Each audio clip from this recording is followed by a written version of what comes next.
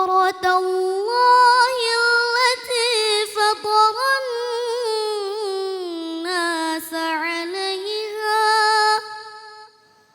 لا تبديل لخلق الله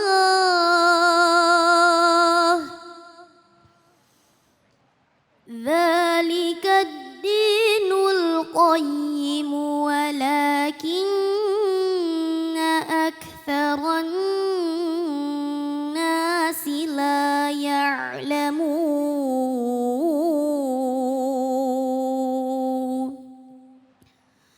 صدق الله العظيم.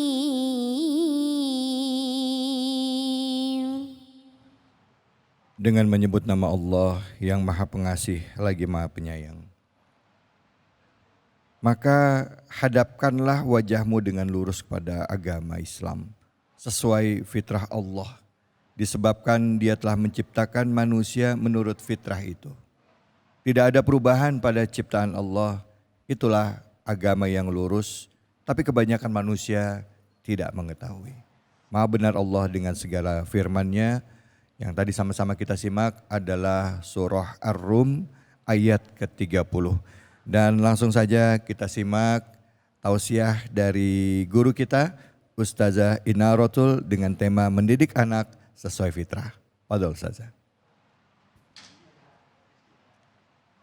Assalamualaikum warahmatullahi wabarakatuh.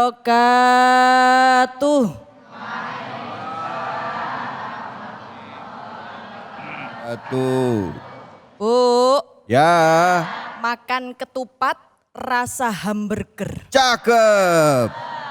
Ibunya ini sehat dan seger, alhamdulillah. Lillah.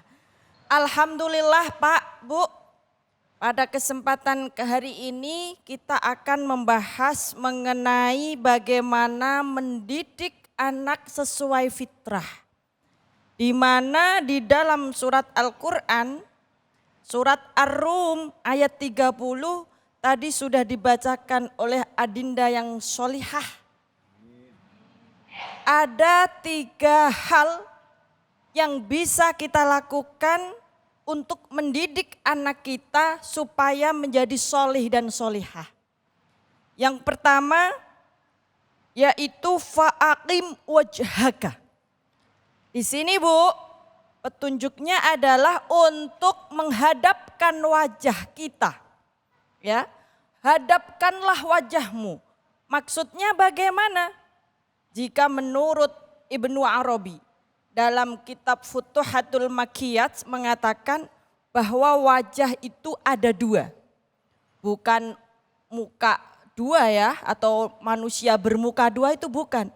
Tetapi wajah itu ada 2, yaitu wajah secara jasmani dan wajah secara ruhani. Bukan penjilat atau orang yang bermuka 2 itu bukan. Tetapi ketika kita hanya fokus kepada muka jasmani, maka wajah rohani kita tertinggal. Maka di sini kita artikan fa'akim wajhaka. Hadapkanlah wajahmu, tidak hanya wajah secara lahiriah yang cantik atau yang ganteng, yang putih ataupun yang Tidak hitam. putih. Yang putih itu yang tidak yang putih. putih ataupun yang hijau ataupun yang pink. Tetapi juga menghadapkan wajah kita yang ada di hati ataupun wajah rohani. Sehingga fokus pada tujuan kita. Wajhaka ini dikatakan oleh Imam Ibnu Katsir dalam tafsir Al-Quranul Karim adalah wajhaka sebagai tujuan. Tujuan pada penciptaan manusia. Jadi wa ma khalaqtul jinna wal insa illa liya'budun. Maka sesungguhnya tidak diciptakan jin dan juga tidak diciptakan manusia kecuali untuk beribadah. Maka kita tekankan yang pertama kepada anak-anak kita, fa'akim wajhaka. Nak, hadapkanlah wajahmu, luruskanlah wajahmu. luruskanlah tujuanmu, luruskanlah niatmu, ketahuilah jati dirimu, kenalilah dirimu, hakikat dirimu sebagai hamba Allah Subhanahu wa ta'ala. Kenapa di sini wajhaka? Karena wajhun ini adalah inti atau pusat dari manusia. Bu, kalau kita mau keluar, kita pakai make up yang kita make upin wajah atau pantat. Bu. Wajah. Pak, Ya. kalau kita ketemu ibu yang butuh senyum, mukanya apa pantatnya, Pak? Nah, yang pertama kali dilihat adalah mukanya. Ketika kita berpapasan dengan orang lain, yang dilihat pertama adalah wajhunnya. Maka wajhun malihun, wajah yang bersinar itu jauh lebih penting daripada wajah yang cantik. Wajah yang bersinar adalah wajhaini, yaitu wajah dhahiran wa batinan yang selalu mendekatkan diri kepada Allah dan Rasulullah. Maka anak kita lahir jebrol, cower-cower, kita kenalkan dengan hakikat Tuhan kita, yaitu Allah Subhanahu wa ta'ala. Beserta kekasihnya, yaitu baginda Nabi Allah Muhammad sallallahu alaihi wasallam. Maka penggunaan kata fa'akim wajhaka di sini sebagai bentuk perhatian, sebagai bentuk menggugah para pendengar. Fa'akim wajhaka. Hai manusia, luruskanlah niatmu, hadapkanlah wajahmu, sini-sini, lihat aku, seperti itu. Lihatlah saya. Jadi ini sebagai tekanan. Yang pertama adalah wajhun. Yang kedua yaitu liddini hanifa, yaitu ad-din. Apa itu ad-din? Ad-din jika kita melihat keterangan daripada Imam Raghib Al-Asfahani di dalam kitabnya yaitu Mufradat li Al-Fadil Quran, ad-din diartikan sebagai ketaatan dan kepatuhan. Di mana ketaatan dan kepatuhan ini kepada siapa? Kepada agama Islam. Jadi ad-din ini adalah melatih mental anak-anak kita untuk taat kepada Allah dan Rasulullah dengan ad-din agama Islam. Tapi mohon maaf Bu, hari ini anak-anak kita lebih taat pada agama apa lebih taat pada pacarnya? Kalau disuruh sholat ada adzan, wah, ndak ada perhatian sama sekali. Tapi kalau ada calling dari pacar, langsung tancap gas tanpa pikir-pikir apakah pantas. Jadi sungguh kita sebagai orang tua, ibu-ibu semua, kita harus tekankan ad-din kepada anak-anak kita sebagai penguat dalam kehidupan. Sebagai langkah utama dalam mereka melangkah supaya tidak terjerumus kepada hal-hal yang tidak dibenarkan di dalam syariat. Yang dimaksud ad-din tadi adalah ketaatan dan kepatuhan kepada syariat agama Islam.